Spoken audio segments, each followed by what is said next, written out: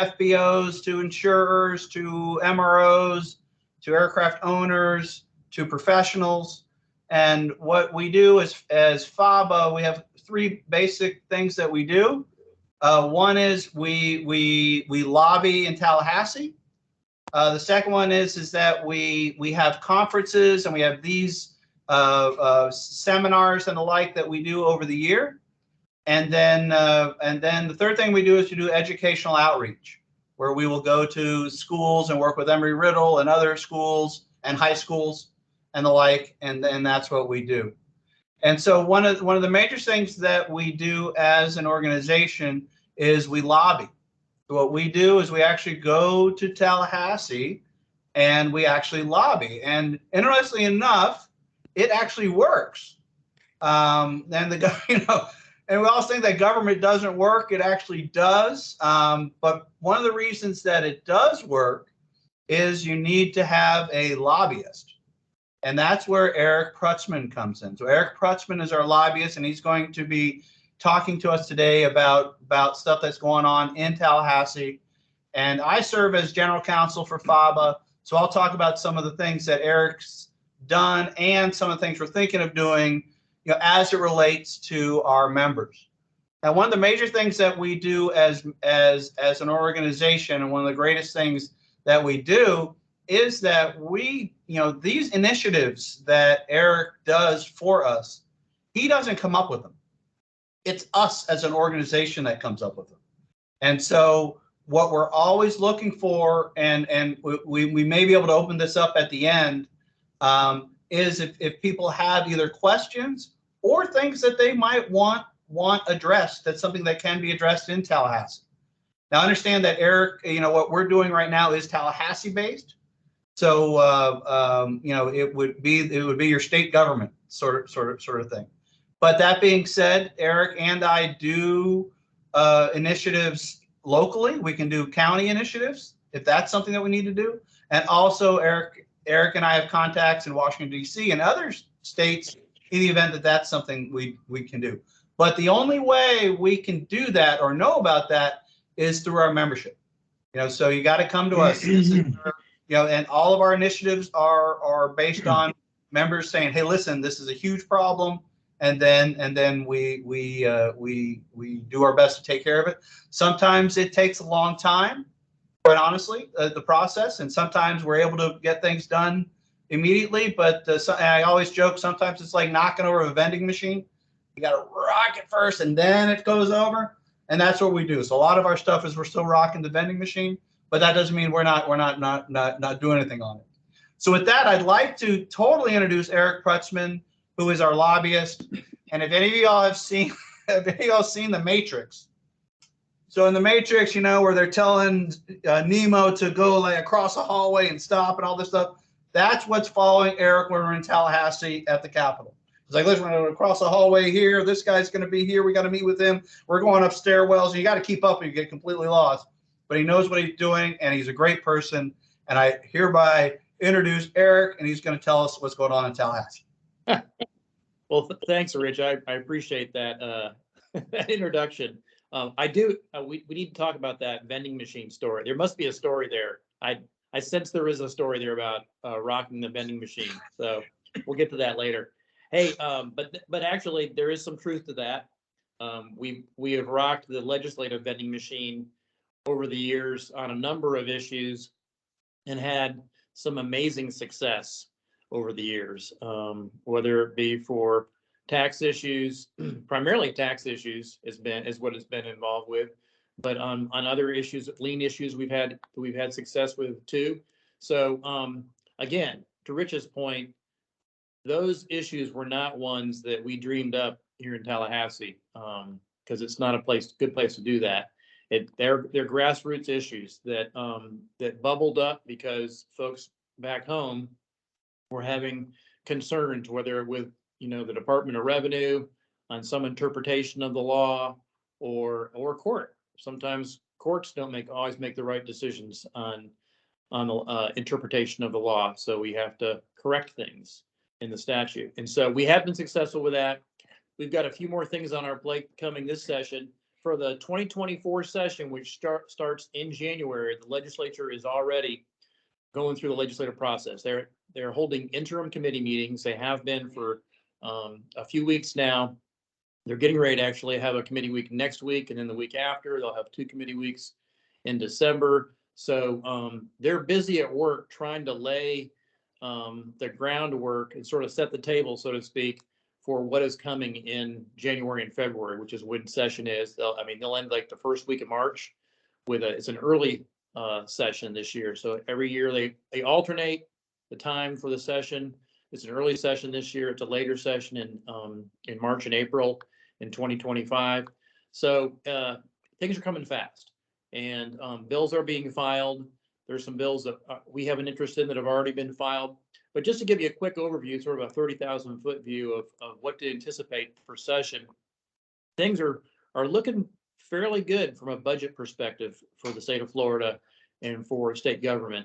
The revenue collections are exceeding the projections every single quarter, and they continue to do that. I mean, they were up, I think, close to a couple $100 million even this past quarter for the state of Florida. So people are coming to Florida still at a record pace. They're spending money, not always on the same things that they have been, but again, the revenues are up, and that is a good sign for the state of Florida. Can't speak for any other states on that in that regard, but that also creates positive outlooks for where things are going too. And so the economists for the state of Florida are continuing to see growth in the both the public sector and private sector economies. So that's a positive thing too. And what that means for legislative session is that we're not looking at proposed budget cuts. We're not looking at a tightening budget that we often have seen in the past, which when that happens, everybody gets a little more anxious about what's happening. And it's just better. It's better when there's more money. And that's always the case, isn't it? So and as a result of that, legislation also has a tendency to move better during that period of time too. And so because they're not as focused on, where do we have to sort of steal money from to keep things running. And so this coming session, we do anticipate there's going to be a number of legislative initiatives that are proposed by the governor, by the House Speaker, by the Senate President. We're just now getting a sense of what those are going to be. This past session, the big issue was affordable housing from the Senate President. And this year, we're anticipating that it's likely going to be issues related to the healthcare workforce and making sure that the healthcare workforce is vibrant and that we're drawing folks to come to work in Florida as opposed to them leaving. And so also from the Speaker of the House, we anticipate a number of educational both improvements and clarifications, some new initiatives on educational issues, especially in the pre-K through 12 space, maybe some in the secondary, the college university area as well. But again, they're going to do a total review of all the educational statutes, which will likely result in a reduction in regulations related to public schools is what we anticipate. So you'll be reading about a lot of those things in the coming weeks. I think you'll also see the governor will likely have a number of initiatives, some of which he's planning to actually begin to launch next week because the governor's legislature have called a special session for next week. Even though it's a committee week, they can hold a special session during the same time. And so the governor has indicated that he wants to do some additional sanctions on Iran in terms of how investments are kept by the state of Florida. We haven't seen the legislation yet on that, but we will be taking a look at that, see what that looks like. I'm sure it'll pass. There'll be some additional funding we anticipate for Israel, as well as for sort of security hardening of Jewish day schools and other religious institutions around the state there's security concerns as a result of what's happening in the Middle East. We anticipate some property insurance reforms, most likely that circle around the home inspection programs that the department or the Office of Insurance Regulation has tried to put in place in terms of mitigation of hurricane damage and being able to apply for grants. There's grants that are available of up to about $10,000 in that program, and they have been swamped with folks interested in getting those grants. And so both putting more money into that program as well as providing some parameters around it. And all those things are supposed to help reduce homeowners' property insurance premiums, which I know everyone would like to see some reform in that area. Also, the other issues related to affordability and availability of property insurance are likely to come up during the special session. And then there's some educational issues that they need to address for the new voucher program, which allows folks from public schools to be able to get vouchers to attend private schools. And so, or homeschooling. And so those are some of the issues that are going to take play. There's, like I said, there's at least 5 issues that they're going to try to tackle this next week during a 4-day special session. So they're going to be busy in addition to all the committee meetings that they're doing. So that's just a preview of what's to come, and it's even more so a preview of what likely is to come during regular session. When you have a governor that's running in a presidential campaign, oftentimes issues that might not pop up during a regular session do in fact occur. And so we saw some of that last session with a number of the issues that came forward in front of the legislature in terms of just setting some of those foundational points that the governor wanted to ultimately run upon as a presidential candidate. So that's possible to happen again. I can see that happening again this coming session. Now, to our issues, though, what's important is we have been trying for a number of years now with a repeal of the aircraft sales tax. And I know there's a number of you on the call that are very familiar with that particular issue, and we're going forward again. And a little bit different this time. What we have learned is we shouldn't be trying the same thing every time. I think there's isn't that the definition of insanity, right? Right. Do the same thing every time without making any changes to it and expecting a different result. So we are expecting a different result in terms of passage, but we have made some changes. Last year, there was an interest in mirroring the exemption that exists for boats. In other words, with boats, you pay the first $18,000 of sales tax.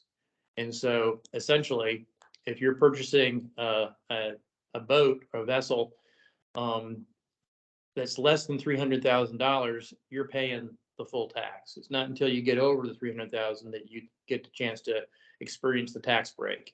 And so the idea was, well, let's apply that to aircraft sales and see what that would do in terms of moving the needle on trying to at least get our foot in the door for a tax exemption. And there appears to be, for the first time, there was bipartisan support. We hadn't seen that before. We had never seen that before, bipartisan support for a tax exemption. And we think it was primarily because it's already been done for boats. Why not do it for aircraft as well? Well, something we did not anticipate, I guess, was that there are a lot of planes that are sold that are for less than $300,000 that are in the regular course of, buying and selling and trading that goes on. There are plenty of aircraft in Florida that reach that less than $300,000 threshold. And so those folks would not have benefited at all. And we're obviously aware of that as a General Aviation Association. We want to promote general aviation. We want more people flying, right? And we want more planes being bought and sold. And so the question was, well, and we dealt with that issue before, and we wanted a complete repeal, not have any sales tax for aircraft sales is what we really want. That's where we want to be at the end of the day. And so the question was, how can we find a way to address that, yet also be able to have something that matches what the boats are doing, because it's been so successful and it's been in place for so long. And so the legislation that got filed this year, it's House Bill 269, Senate Bill 264, tries to do both things. It has the $18,000 threshold for both boats and aircraft, but it also has a separate exemption within it that's based upon the weight of the aircraft. And although the language as it got filed needs some tweaking on it, the intent is right now, if you have a commercial aircraft, this a common carrier that is flying, if it weighs more than 15,000 pounds, it's already tax exempt. That's been in there for 20 or 30 years. And a few years back, we created an exemption for all aircraft repairs and maintenance, and based that on a weight threshold as well, and which has served us well, and has pretty much applies to all general aviation aircraft for the most part. And so we thought, well, tell you what, why don't we pick a number? 12,500 is the number, and any aircraft that weigh less than 12,500 pounds would be tax-free. And so that's what we're going for, is having the $18,000 threshold. But if your aircraft weighs less than 12,500 pounds, then it's tax-free. So essentially, it operates as a sales tax repeal for most aircraft in the state. As I mentioned, it needs the legislation itself needs a little bit of work because it's currently not, it won't function necessarily as that in terms of how it's read. It actually creates a 12,500 exemption only for commercial carriers and for non-GA aircraft. So again, we're working with AOPA. They intend to want to fix that as well, and that's the plan on that. But it's something I think that we've talked to Representative Overdorf, who, listen, he's been a champion on this issue. He is somebody that wants to get this passed. He is absolutely committed to getting it done. He's been in the fight for a number of years now on the issue, and has filed the repealer bill and dealt with the challenges with that, the complete repeal. He tried the $18,000 tax threshold last year, and now it's a nuance on it, right? So it's 18,000 plus the complete exemption for anything less than 12,500 pounds. Senator Ana Maria Rodriguez will be the Senate partner on that, and so we're excited to have her. She's been the chair of the Senate Finance and Tax Committee in the past as well, so she's familiar with issues. We have worked with her on these particular issues, in fact, directly previously, so she is familiar with it. And so we think we've got a great team. There's another bill out there that Senator Wright has filed that also deals with the sales tax issue. It's a repeal of the aircraft sales tax for aircraft and puts the threshold at $4,000. And so that's similar to, it's actually identical to the bill that he filed last year that didn't go anywhere. And obviously we're supportive of the concept. The concern there is it just costs too much money for the state. And we think this might be a better way to go with sort of the dual approach of the 18,000 plus the complete repeal based upon weight. So that's our sort of our priority legislation that we want to move through the process. You're going to be hearing from us as we get closer to the committee meetings where they're going to take up these bills. And we'll be interested in getting as many folks in Tallahassee to support this legislation, to talk to the legislators, to send them an email, make a phone call, and we'll provide some guidance and heads up on that. We should get hopefully a week's notice for many of these bills when they come up. Sometimes it's less than that, but just rest assured that now, since we're here in Tallahassee 24/7, we'll be working on these and making sure they get where they need to be, which is to the governor's desk, so he can sign them, because there is no scenario that I can imagine where he would not sign this legislation. Also, to let you know too, is there's a couple other issues we're working on. There's a tax issue we're working on. There's a lien issue that we've been successful previously on a lien issue, and we've got another one that it's been out there for a while that needs to be addressed. And Rich, you're the expert on lien law issues. You want to describe what that's all about? Yeah, sure. Well, I'd like to first of all, and again, this process that what we do, we get these issues from our membership, and I'd like to also say one of the neat things that we do is going to Tallahassee with Eric and running the Hill, and so you don't have to be on the board to do it. Any member can come, and as many of us go up there. So there will be a time, probably January, February-ish, that we go up there, and it really is neat to see the process work.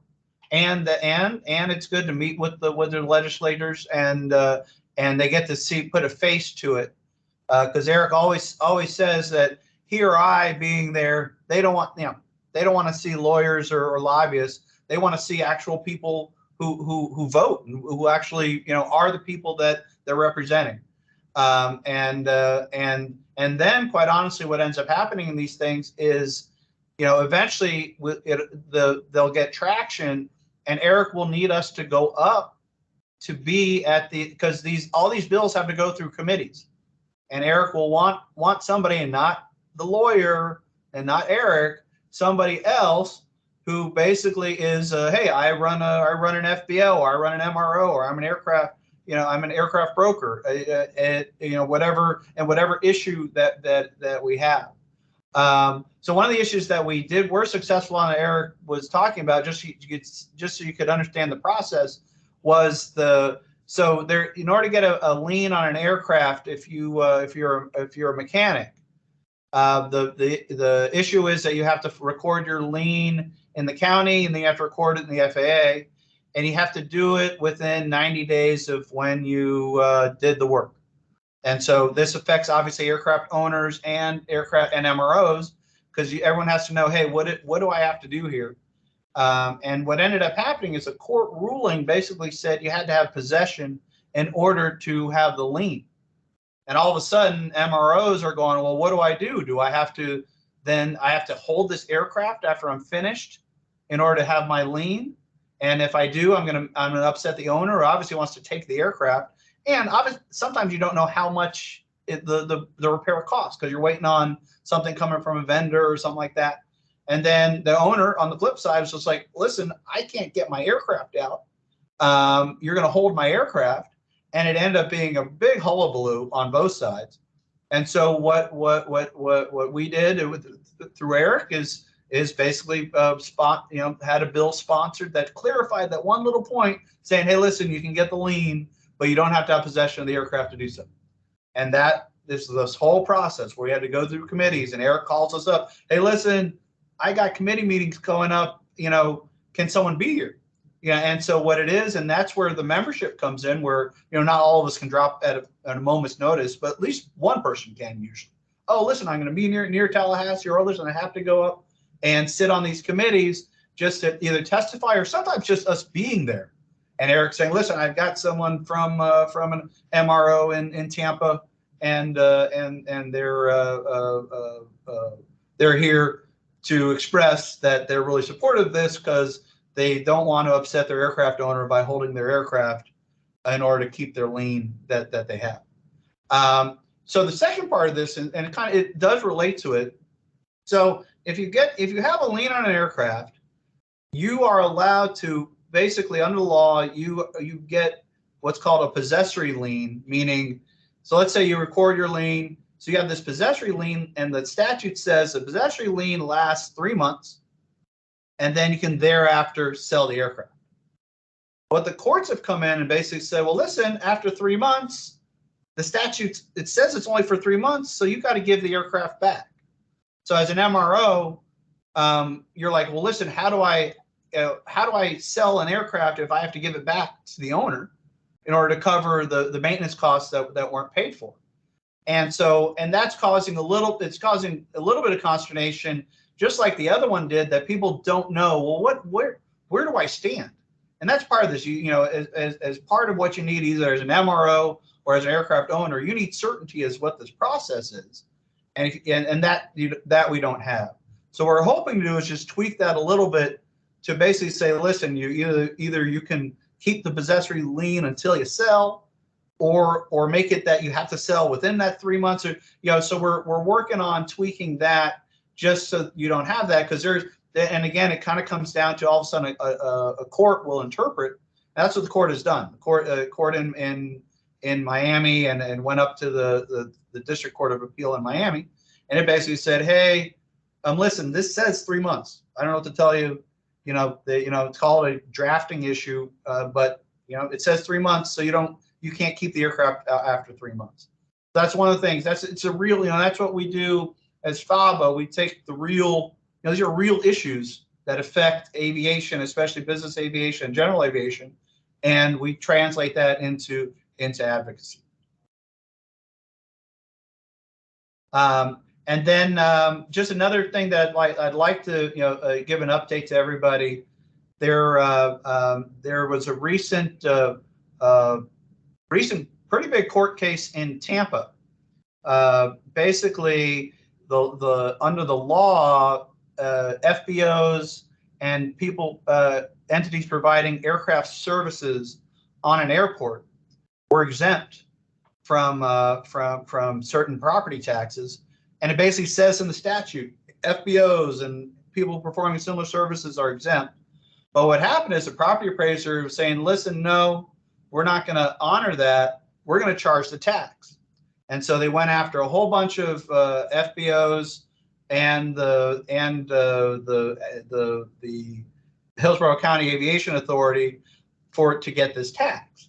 And so what we had to do as FABA is we basically provided briefs in the court to basically say, listen, you really need to honor this tax exemption, because one, it's in the law, but two, is the whole purpose of that is the airport. There's certain services as an airport has to provide, and if they're providing it directly, which used to be the case, right? The airport, and that was Page Field, I think, was the last one like that, where the FBO was run by the airport. But the idea is those services have to be provided either by the airport, and the airport's going to be exempt. And if those services are provided by somebody else, then they should be exempt. And that's what the statute says.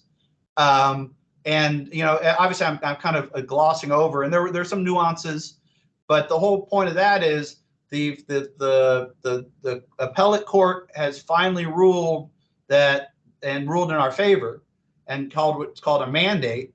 And so that's a victory, and one of the victories that at least obviously us as an association supported that, and we think we hopefully contributed to that victory. And then it just goes to show it's not over yet, because they're going to try to go to the Florida Supreme Court, and we'll see how that goes. But part of this all comes from, and again, I can't say this enough, it comes from our membership. Our membership has to bring either to the board or to me or to Eric, hey, listen, this thing's happening, and a lot of it we won't know, and a lot of it, there was a fuel additive issue that was cropping up a little bit, and a lot of it it took people like 5 times to tell me what that meant, that DFS issue. I was just like, what, but quite honestly, that's part of this too, is educating FABA and educating the board, so then the board can educate Eric and I, and then Eric can do his thing, or we can do the advocacy. Let me, Rich, if I could, let me just jump in on both those issues related to the ad valorem tax issue and the diesel exhaust fluid. On the issue of the ad valorem tax, which, the reality is the statute is abundantly clear that, FBOs are tax exempt. And however, for whatever reason, you have property appraisers that don't, that's like, well, the statute really doesn't apply here. Well, why not? And of course it does. And the good news is the appellate court agreed with what the statute says clearly, and even said that it was abundantly clear what the statute said. But again, it doesn't keep one particular governmental official from either misreading or intentionally misreading the statute just the way they want to read it. And we've seen that over and over again. This is like not a new issue. The association has been in that space for years now, where we've seen that just over and over again, where you'll have a local property appraiser that just goes beyond what their real authority is. And so, and each time there's been some legal case that has brought them back in line. And sometimes there's been legislation that has been proposed. So this time around with the Hillsborough case and their property appraiser, you know, as soon as that happened, we were very interested in changing, you know, amending the statute to even further clarify what the statute said. Even though we didn't think we needed to do that, we thought, well, let's just have some legislation that further clarifies it. But the legislature said, hey, there's a court case out here. We don't want to mess with the statute until the case has been resolved. And so it took like nearly 3 years. We went through 3 sessions. I mean, we had legislation filed, we had legislation proposed to revise the provisions related to the exemption for FBOs and aviation-related businesses on the property of an airport. And every time the legislature said, no, you got to wait till they're done. And so we were very excited. We're like, all right, this is it. The 2024 session, that's going to be our time to, you know, if we need to do some fixing to the legislation, which I'm not sure we do because the court decision seemed like it was so clear. But sure enough, at the last minute, you know, at the last hour that the Hillsborough County property appraiser could appeal the decision to the Florida Supreme Court, they did. And so we're already getting the same, you know, response from the Florida legislature, which is, has it been appealed? And the answer is, well, yes, it has been appealed. Well, we have to wait till after the Supreme Court makes their decision. And so I don't know, will that be another 3 years before we have a decision? I don't know, could be. So anyway, that just goes to show you that when litigation gets involved with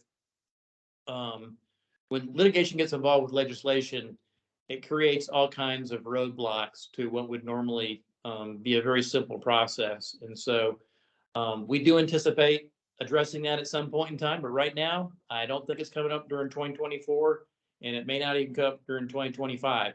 But it is something that's on our radar. Obviously, we have a huge interest in making sure that, you know, businesses that operate, you know, that have an aviation purpose should be able to stay on those properties and be tax exempt and, you know, be able to benefit from their location, because there's a lot of things that you can only do on an airport.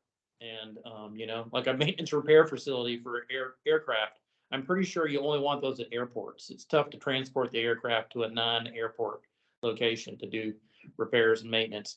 And then also on the diesel exhaust fluid, you know, that's another good example, as you had mentioned, of something, you know, that occurred. It had to do with, you know, a legislator who happened to have, you know, a spouse that was on a plane that had contaminated, you know, fuel system with diesel exhaust fluid being put into the wrong, you know, the wrong place. And so it could have caused a catastrophe, aviation wise, and even personally, obviously, for the individuals involved, but it did not.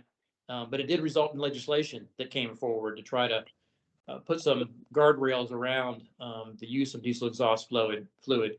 But again, you know, who would ever thought that we'd be doing legislation and being involved in that part of the process? But we were, because the legislature gets into all kinds of issues, depending on what they hear from their constituents, and sometimes what happens to legislators or their families themselves. So we deal with that every session, and I'm sure there'll be something that we're not even aware of right now that'll be popping up during the 2024 legislative session. So thanks. Yeah, so that's our presentation. And quite honestly, we'd like to open it up for if anyone has any questions or comments or even ideas, and certainly any questions on anything that we've talked about. As well as any ideas of something that you think is an issue that FABA should be aware of. That's something that can be at least advocated for.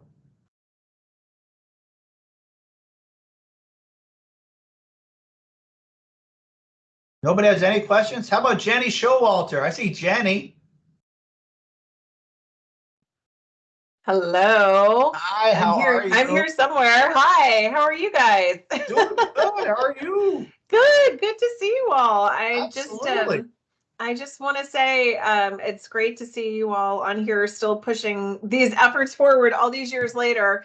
And I love that it sounds like just a really great plan, especially where the aircraft sales tax exemption is this year. So I'm really thrilled, and you know, please make sure that you're communicating to CFBAA and let us know if there's anything that we can do with our 400 plus members to get the word out or get action in place when it comes to that critical point, because we all know that it will at one point or another. And hopefully this is the year, right? Come on, baby. That's right. Vending machine. How many years is this now? It's a few. Yeah, it's a few years. Oh, wow. Well, you guys are doing a great job, and Eric is the best. I just want to reiterate to everyone, Eric is the best. He is so knowledgeable and just knows Tallahassee inside and out. I'll never forget the time that he had us strategically placed by an elevator to catch somebody, because he knew where she would be walking from a committee meeting to her next appointment. So he's that good that he can track people down on elevators. She still didn't want to talk to us, but we found her in an elevator. So, but no, that's all I want to say is just great job, and let's hope this is the year it works. That's right. Absolutely.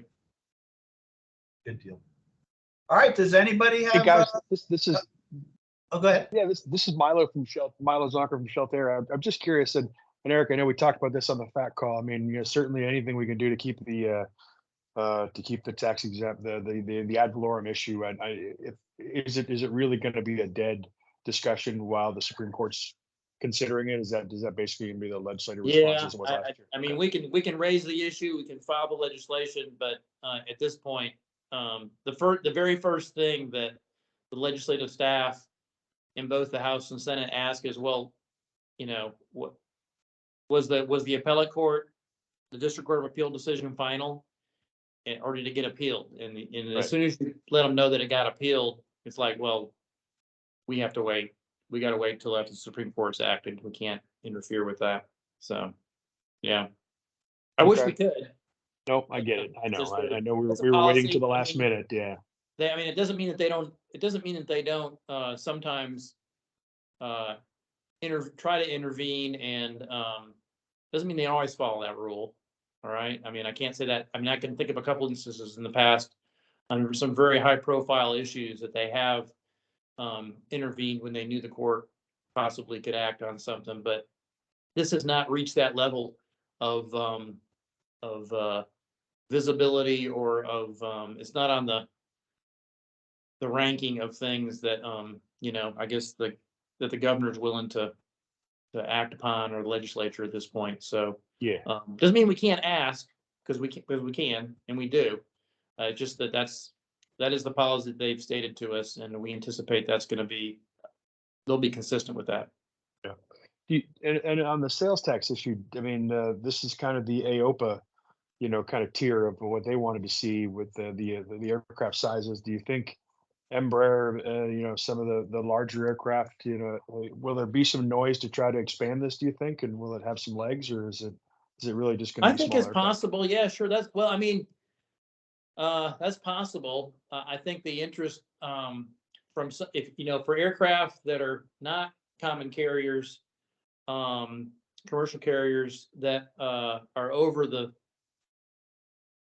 15,000 pounds that wouldn't necessarily qualify. I mean, obviously, for most part, just like small aircraft, they've been taking them out of state for years and years, Right. to close those sales. So there may be an interest in of doing that. That could happen, and we would be supportive. I think at the end of the day, obviously, we're no tax on aircraft sales is where we ultimately want to be. We're just trying to thread the needle on this to get the most support that we can. And certainly AOPA is a great partner, and they bring a huge grassroots, membership. They've got literally, I think they've got, I'm pretty sure if we're not the largest state for AOPA's membership, we're, probably the second largest. And they've got like 30,000 members in the state of Florida. And when they get activated, they can make things happen. So we're counting on them to, be part of a collaborative partner in this, and we're certainly willing to be their partner too, as we go forward. Thank you. All right. Does anybody else have any questions or comments or anything of anything that we talked about?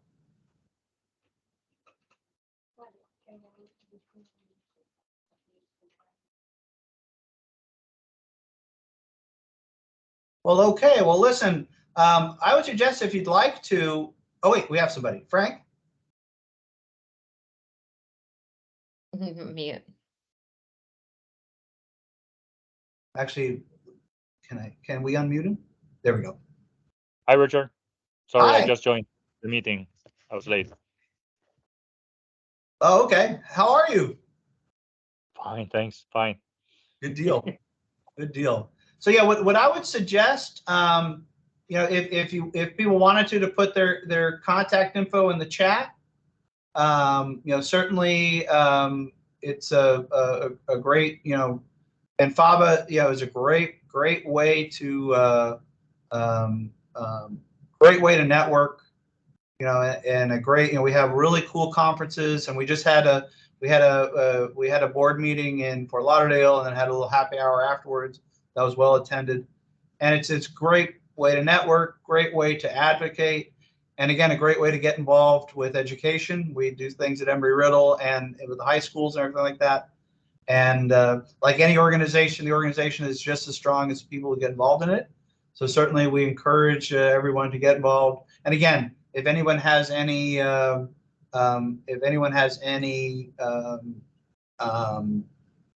anything that you see coming on the horizon, or something that's happening, hey, that needs to be addressed, we encourage that. And so if you're not a member of FABA, Monica put the FABA join us on the chat, and we're obviously online, and a great organization and great people and great way to meet and network. If you need you're looking for somebody in somewhere, we usually have it right here at FABA. So with that, Monica, did you want to say anything else for us? No, just thanks for everyone coming. This is the first one. We plan on doing more. The idea is just to open the floor and listen to the needs of the business aviation community. So this is the first of many, hopefully, and we hope to see you guys at the next event. And if you've registered, you'll get an invitation, and please use the links that I sent in the chat to keep in touch and join us. Perfect.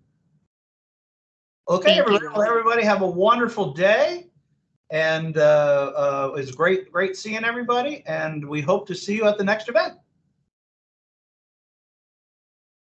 Thank you very much. Great call. Okay, bye now. Bye, everybody. Thank you. Thank you. Bye. Bye-bye. Bye. Bye.